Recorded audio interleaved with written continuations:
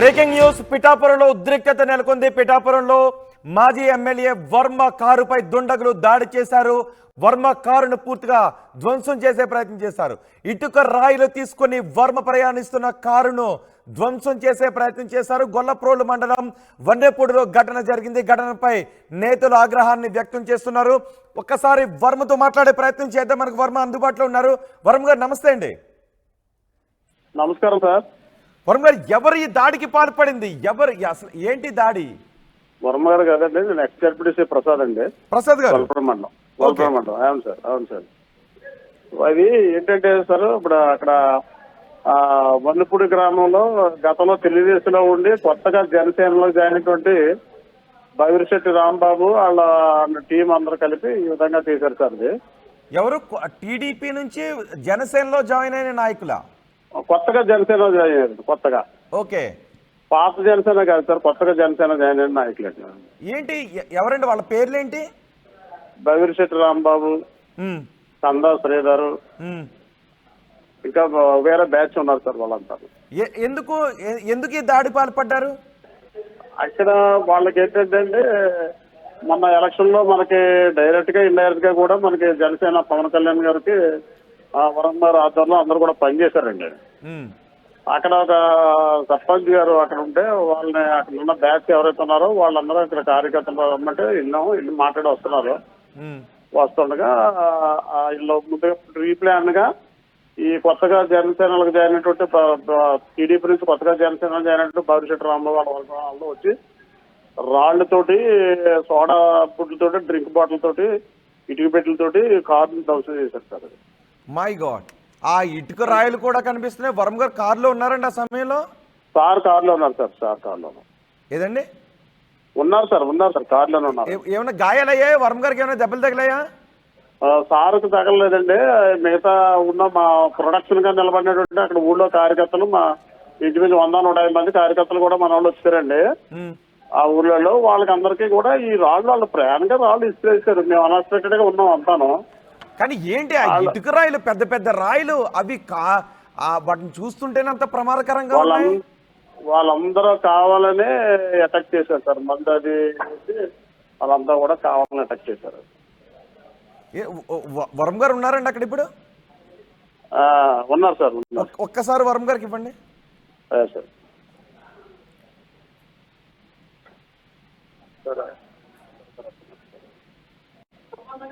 Sir Rohit గారు. వరం గారు నమస్తే. చెప్పండి. వరం గారు, మీకు ఏమైనా దెబ్బలు తాకాయా? కౌకు దెబ్బలు తగిలినాయి సార్. 2 ఇటుకలు తగిలినాయి. నాకు తగిలినాయి, మా మండల పార్టీ పేషెంట్ తగిలింది. My God. వరం గారు, ఏంటి మీ పైన దాడి చేయడం ఏంటి? ఎందుకు చేస్తున్నారో మాకు అర్థం అవట్లేదు. వాళ్ళని ఎప్పుడు కూడా మా తంగెళ్ళ ఉదయ్ శ్రీనివాస్ గారు 7-8 నెలల నుంచి కూడా మా తెలుగుదేశం పార్టీ మీద చేయిస్తున్నాడు ఆయన. అదే వాళ్ళ గ్రూపే అది. తెలుగుదేశం పార్టీలోంచి తీసుకుని వెళ్ళి జాయిన్ చేసుకుని వాళ్ళని మా పార్టీ కార్యకర్తల మీద ఉసుకల్పడం. ఈవేళ మొన్న ఎలక్షన్ లో చేసిన వాళ్ళకి థ్యాంక్స్ చెప్పడానికి నేను ఆ ఊరు వెళ్ళాను. ఓకే. ఆ ప్రాసెస్ లో వీళ్ళు మా మీద మొన్న తాడిపెత్తిలో ఇన్సిడెంట్ జరిగింది. అది పోలీసు ఆ కేసుని రాంగ్ ట్రాక్ డైవర్ట్ చేశారు. దాంతో ఇది పక్క విలేజే, మనల్ని ఏం చేస్తారు, పోలీసు పట్టించుకోరు కదా అని చెప్పి ఉద్దేశంతో ఇది జరిగింది. అదేంటి అంటే తంగెళ్ళ ఉదయ శ్రీనివాస్ ఉన్నాడంటారా ఈ ఘటన వెనుక? అతని గ్రూపే అండి ఇది. తెలుగుదేశం పార్టీలోంచి తీసుకెళ్లిన వాళ్ళందరూ కూడా తంగెళ్ళ ఉదయ శ్రీనివాస్ గ్రూప్. ఇది జనసేన పార్టీకి కానీ మన వాళ్ళకి కానీ సంబంధం లేదు ఇది. అందులో జాయిన్ చేసి వీళ్ళని సెపరేట్ గా మెయింటైన్ చేస్తూ మా వాళ్ళ మీద దాడులు మేము 7 నెలల నుంచి బరాయిస్తున్నాం. ఇప్పుడు కాదు, 6 months నుంచి పడుతున్నాం. ఓకే. కానీ ఇది హత్యాయత్నం. కేవలం దాడి కింద చూడాల్సిన అవసరం కాదు. ఇది ఒక హత్యాయత్నం కింద చూడాలేమో. హత్యాయత్నం అనే దాడి కాదు. అంటే రన్నింగ్ లో ఉన్న వెహికల్ పై విసిరేరా అండి ఆ రాయలన్నీ? రన్నింగ్ లో ఉన్న వెహికల్ ని చుట్టుముట్టి, మాకు కూడా చుట్టూ 150 మంది కార్యకర్తలు ఉన్నారు కాబట్టి నేను బతికి బయటపడ్డాను. ఓకే. కూల్ డ్రింక్ సీసాలు, ఇటుక బెడ్లు, అప్పుడు పోలీసులు కూడా ఉన్నారు, ఇవన్నీ కూడా ఇసిరారు. రాళ్ళు. మరి ఇప్పుడు వాళ్ళని అదుపులోకి తీసుకున్నారా? నేను అనుకోవడం తీసుకోరండి. మొన్న తాడిపత్రిలో జరిగిన కూడా ఎవరైతే చేశారో వాళ్ళని అదుపులోకి తీసుకోలేదు, కేసులో వచ్చేసారు. అది అదేంటి పోలీసులు కూడా అక్కడ ఉండి అదుపులోకి తీసుకోకపోవడం ఏంటి? మరి తీసుకుంటారో లేదో అన్నది వాళ్ళకి తెలియాలి. మరి ఇప్పుడు మీరైతే సేఫ్, మీకు కౌగు దెబ్బలు తగిలాయని చెప్తున్నారు, రైట్? అవును, కాగు దెబ్బలు తగిలినాయి అంతే. ఇప్పుడు ఏం చేయబోతున్నారు? టీడీపీ జనసేన కలిపి టీడీపీ నుంచి జనసేనలోకి వెళ్ళిన ఈ కొత్త వర్గం తంగెళ్ళ ఉదయ్ శ్రీనివాస్ వర్గంపై ఏం చేయబోతున్నారు? మేమేం చేయమండి, అది కార్యకర్తలు నిర్ణయిస్తారు. ఉమ్. కంప్లైంట్ కూడా ఇవ్వట్లేదు. కానీ మీరు ఎంత త్యాగం చేసి అంత విజయాన్ని కట్టబెట్టలో కీలక పాత్ర పోషించిన మీపై ఈ దాడి జరగడం అనేది నిజంగా బాధాకరం. ఏం చేస్తాం, మా కర్మ అంతే. అంటే ముందు బెదిరించడాలు అలాంటివి ఏమైనా ఉన్నాయండి? ఫోన్లు చేసి బెదిరించాలి మిమ్మల్ని ఏమీ దూషించాలి? ఏమీ లేవు. నేను 22 సంవత్సరాల రాజకీయ జీవితంలో నేను ఎక్కడ భయపడలేదు, ఎక్కడ ఇది అవ్వలేదు. ఇక్కడ కూడా అలాగే వెళ్ళాను నేను. ఆ లెవెల్లో ఉంటే మనం భయపడేది. ఓకే, ఇప్పుడు మీరు ఏం చేయబోతున్నారు? మీ నెక్స్ట్ యాక్షన్ ఆఫ్ ప్లాన్ ఏంటండి? నా నెక్స్ట్ యాక్షన్ ప్లాన్ ఏమీ చేయట్లేదండి. ఆ కారు అలా రోడ్డు మీద ఉంటుంది. పోలీసులో న్యాయం ఎప్పుడు చేస్తే అప్పుడు కారుని బయట తీస్తాం, లేకపోతే లేదు. ఏమంటున్నారు అసలు అక్కడ పోలీసులు? ఏమంటున్నారు? జిల్లా ఎస్పీ ఏమంటున్నారు? మీరు ఎస్పీ గారికి అయితే మాట్లాడారు? చెప్పాం, ఇంకా ఏమో మూమెంట్ లేదు, చూసి దాన్ని బట్టి మాట్లాడాలి. ఇప్పుడు వాళ్ళు అక్కడ నుంచి పారిపోయారండి? వాళ్ళు అక్కడ నుంచి పోయారండి, ఇళ్ళకి పోయారు. రైట్. అసలు జనసేన రియాక్షన్ ఏంటి? ఆ నియోజకవర్గంలో ఉన్న జనసేన రియాక్షన్ ఏంటి? ఎందుకంటే ప్రజెంట్ వాళ్ళు మనం ఎవరికి కూడా కంప్లైంట్ కానివ్వండి, ఎవరికి చెప్పడం కానీ నేను చేయలేదండి. ఓకే, వాళ్ళు ఉందాతనానికి మనం వదిలేస్తాం అంతే. పవన్ కళ్యాణ్కి తెలిసిందండి ఈ విషయం? ఆయనకి ఇటువంటి ఆయన యాక్సెప్ట్ చేయడు పార్టీలో కూడా. ఆయన పద్ధతిని బట్టే మనం కూడా అంత బాగా వర్క్ చేసాం. వీళ్ళు కొత్త జనసేన అండి, పాత జనసేన టీం టీడీపీలో నుంచి జనసేనలోకి వీళ్ళని ఎలా తీసుకున్నారు మరి వర్మ గారు? తీసుకున్నారంటే అది అక్కడ ఎంపీ గారు వీళ్ళందరూ వైసీపీ అని చెప్పి అక్కడ చీట్ చేసి వీళ్ళు జాయిన్ చేశాడు. ఓకే, అది ఎంట్రీ. అది రైట్. మీరైతే ఇప్పుడు సేఫ్. ఇప్పుడు సేఫ్. కానీ కౌకు దెబ్బలు తగిలి ఎక్కడ తగిలాయండి? చేయికి తగిలి. ఐటికి రాయొచ్చి ఇటుకి రాయొచ్చు, అద్దం పగలగొట్టి లోపలికి వచ్చు. My God. సోడా బుడ్డు కొన్ని సీసాలతో కూడా దాడి చేశారంటున్నారు. దేశాలతో కూడా దాడి చేశారు. ఆ పెంకులన్నీ మొత్తం నాయకులందరికి తగిలినాయి, చిన్న చిన్న. మామూలు విషయం కాదు అసలు ఇది. అంత అంత ధైర్యంగా చేయగలిగారు వర్మ గారు? హత్యా ప్రయత్నం అంతే అండి అది. ఖచ్చితంగా ఇది హత్యా ప్రయత్నమే. ఇప్పుడు మీరు పోలీస్ స్టేషన్ దగ్గరికి వెళ్ళబోతున్నారా, లేకపోతే అక్కడే ఉంటారా పోలీసులు వారిని అరెస్ట్ చేసిన దాకా, లేకపోతే ఇంటికి వెళ్ళాలనుకుంటున్నారా?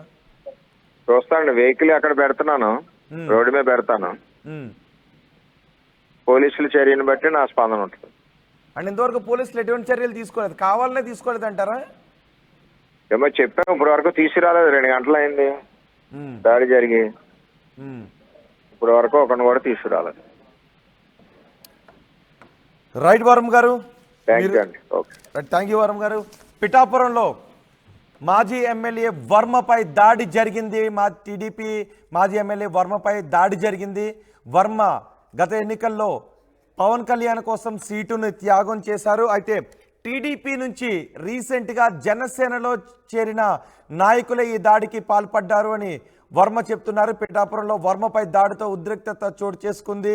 వర్మ వస్తూ ఉండగా, కారులో వెళుతూ ఉండగా ఒక్కసారిగా కొంతమంది దుండగులు కారును అడ్డగించి వర్మ ప్రయాణిస్తున్న కారుపైకి పెద్ద పెద్ద ఇటుక రాళ్లతోనూ సీసాలతోనూ దాడి చేశారు. మొత్తం అద్దపు పెంకులు గుచ్చుకున్నాయని కూడా చెప్తున్నారు, దగ్గర పడ్డాయని చెప్తున్నారు. కానీ చేతికి ఆ రాయి తగలడంతో వర్మకు కౌకు దెబ్బ తగిలిందని వర్మ చెప్తున్నారు. పోలీసులకు ఫిర్యాదు చేసిన పోలీసులు ఇంకా ఎటువంటి చర్యలు తీసుకోలేదని చెప్తున్నారు.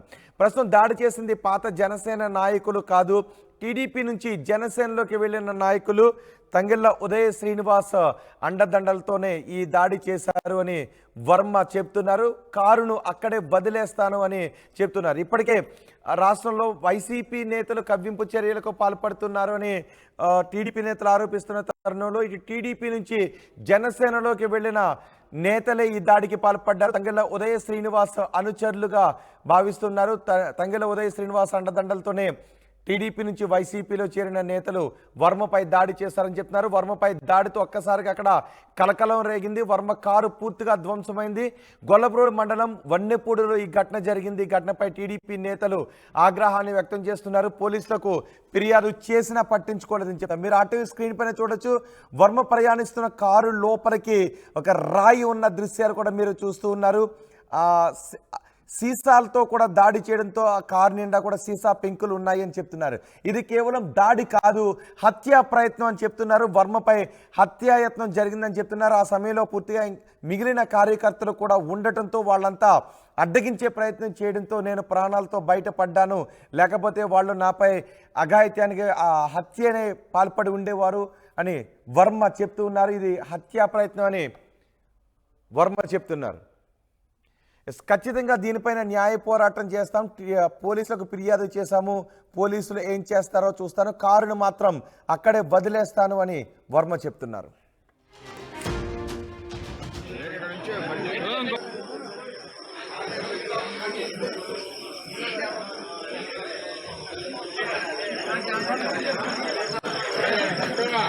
చెప్పాను.